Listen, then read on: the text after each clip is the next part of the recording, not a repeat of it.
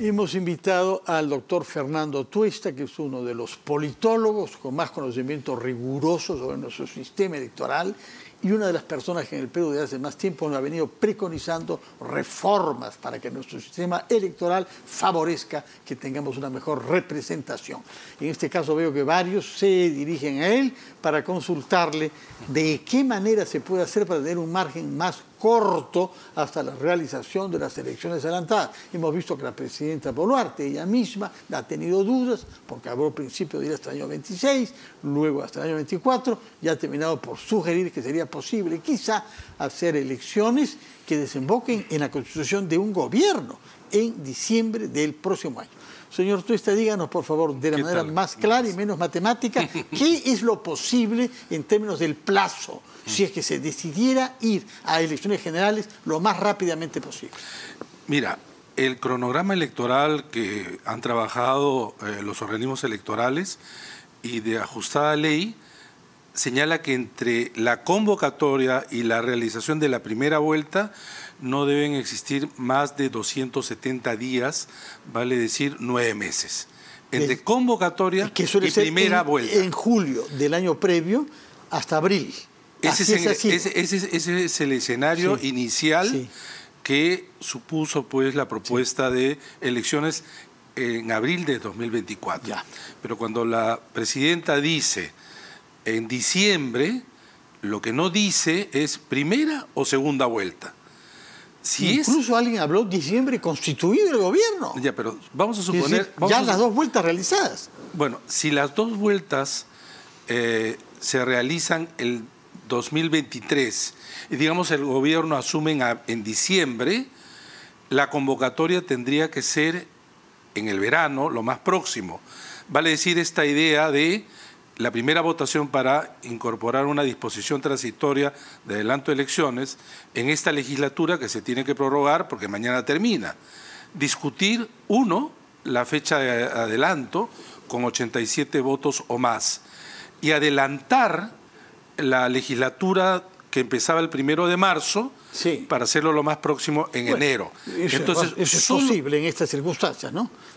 El tema es que el Tribunal Constitucional señaló en su oportunidad que no es posible modificar estas fechas para fines de reforma constitucional. Personalmente creo, sin embargo, que esto es para situaciones normales, pero para situaciones de emergencia, como es la que estamos viviendo, creo que es otra la forma como se debe abordar. Ahora bien, entonces, vamos a poner el escenario que se dice, un gobierno asume en diciembre. Por lo tanto, tendría que convocarse a más tardar en febrero. Marzo, ¿no? No, es que si es en marzo, es que 9 meses. No, si es que tú quieres que un gobierno asuma en diciembre, siempre los cronogramas se hacen de atrás para adelante. ¿Cuánto tiempo necesitas entre asumir una suerte de 28 de julio, pero en diciembre, de la segunda vuelta? 50 días antes. Pero ha venido siendo. Ha venido siendo 50 días. Si la segunda vuelta. Entonces, si ya es octubre, segunda vuelta. Ya es septiembre, primera vuelta. Y entonces enero al inicio de enero. Bueno, hasta ahí parece todo bien. Sin embargo, contrapone a lo siguiente, la segunda demanda. Porque la primera demanda es hacer elecciones adelantadas. Pero todo el mundo sabe que con las mismas reglas, con la misma oferta política, no tiene por qué ser distinto. Entonces, si lo haces tan cerca, los únicos que podrían postular son los que ya están. Entonces, ¿cuántos son los que ya están? Algunos que se han inscrito entre tanto. Dos. ¿Cuáles se han inscrito entre tanto? Creo ¿Libertad que Popular? Libertad Popular, en ese momento no lo tengo de verdad. Dos partidos que no pudieron postular, que no existían. Así son 12. Hay 12. Solamente 12 podrían postular. Ese es un dato importante. Lo segundo, las reformas no las podrías aplicar porque está demasiado cerca y porque da tiempo para que el Congreso debata entre estos días, que ya estamos a mitad de diciembre, con fiestas, más los primeros días de enero, resulta bastante complicado. Técnicamente no ve usted posible. Yo lo veo dificultoso, porque depende de las reformas. Porque todo el mundo habla de reformas y uno puede preguntar, estoy seguro que uno comienza a preguntar a distintos parlamentarios, para empezar cada uno... Hay 4 o 5 que han ido ganando consenso, ¿no? Sí, pero... 2 cámaras, reelección, que no postulen las personas condenadas, van 3, ¿no? Ya, bueno, en fin, hay 3 que... Podríamos ver eso, ya. Pero lo que me refiero es que mientras más cerca, más dificultad de poder entregar el segundo deseo, digamos, ¿no?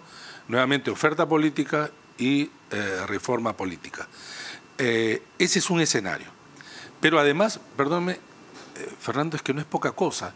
No hemos escuchado hasta ahora en el Parlamento voces que digan de manera contundente para salir de este crisis terrible, tenemos que adelantar la siguiente legislatura. Nadie dice. Lo único que dice... Sí, han dicho. Ahí, incluso hay quienes creen que se puede convocar un referéndum. Bueno, es que ahí viene el otro escenario. Supongamos que no se llega a los 87 votos en esta legislatura. 66. Arriba tiene que superar 66. Se convoca entonces a un referéndum. Ya. ¿En cuánto tiempo? 4 meses. 4 meses es lo mínimo desde que se decide hasta que se... Bueno, como ocurrió la vez pasada. Sí. Fueron 4 meses también. Entonces, haces un referéndum en abril. Ojo, en abril. Recién convocas en abril. Cuenta a partir de abril 9 meses. ¿Qué cosa te va a dar? Enero del 24. Primera vuelta. ¿Cuándo sería la segunda vuelta? Digamos en marzo. Bueno, no vale la pena. Sí, porque si es así, mejor en abril. En abril y junio, como se ha venido haciendo. ¿Eso es lo que le parece a usted lo más razonable? No. Prever elecciones en abril y junio del próximo año, del año 24. Es que acá es difícil, Fernando, porque en realidad, nuevamente, yo creo que hay que tener una decisión bastante bien pensada, que es de equilibrio entre lo que se adelanta más lo que se puede incorporar en términos de reformas. Nuevamente, hay reformas que sí tienen impacto en el cronograma. Por ejemplo, si tú dices bicameralidad, ¿es bicameralidad cuándo? Ahora, en esta elección. Eso tiene tremendo impacto en el cronograma. Porque ya no solamente vas a tener elecciones presidenciales, elecciones parlamentarias y, ojo, Parlamento andino, que hay que hacerlas. Es discutible el Parlamento andino, pero hay que hacerlas. En cambio, si es bicameralidad, tendrías además una cédula: presidente, senadores, diputados y Parlamento andino. Bueno. Pero no es que no es cualquier cosa. Cada una de esas decisiones tiene impacto en el cronograma. No es lo mismo hacer un cronograma. ¿Por qué? El hecho de que haya 2 cámaras podría demorar más. Bueno, para empezar, desde el tipo de selección de candidatos, para empezar, la inscripción de candidatos, todo esto va multiplicándose, tanto para senadores. Pero la otra pregunta es, ¿cómo se eligen los senadores? ¿Cómo se eligen los diputados? Además, si es que se decide una bicameralidad, yo creo que no se puede perder la oportunidad, además porque si no estaríamos nuevamente interviniendo en un diseño para luego hacerlo mal.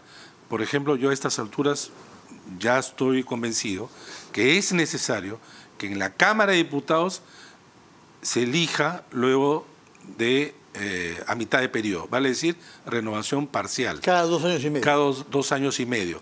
Eso requiere todo un procesamiento, digamos, particular, porque algunos candidatos solamente tenían un mandato de 2 años y medio y a partir de ahí el resto. Cosa que no se entiende en realidad. Sí, es complicado. Es complicado. Es un sistema que se aplica en los Estados Unidos y otros países. En otros países, en la misma Argentina, ¿no? Sí. Bueno, en todo caso, ¿le parece viable entonces que hayan elecciones anticipadas en abril del año 24? Lo que pasa es que yo también quisiera que sea lo más pronto posible. Pero previa reformas usted. Sí, pero además, Fernando, lo que hay que entender, y eso choca con algo que lamentablemente no se hace caso una vez que se terminan las crisis, tenemos un diseño institucional de organismos electorales que no está bien. Por ejemplo, tienes que llamar a concurso público para crear de nuevo el aparato nacional. Cada vez que hay elecciones, se está terminando ahora con elecciones regionales y municipales, un aparato nacional. Eso se reduce luego, ahora nada más, a una oficina en Lima. Y luego tienes que hacer concurso público. Es decir, temas que tienen que ver con cuestiones administrativas, logísticas, de gestión enormes, que en otros países no hay. ¿Cuánto tiempo puede tomar organizar todo ese aparato administrativo para...? Está dentro de los 270 días. Ya. Ese es el tema. O sea, no solamente es un problema de normas, y todos estos aspectos técnicos temas están supeditados a que existe una voluntad política. Exactamente. Que usted no la ve. Bueno, a veces sí, a veces no.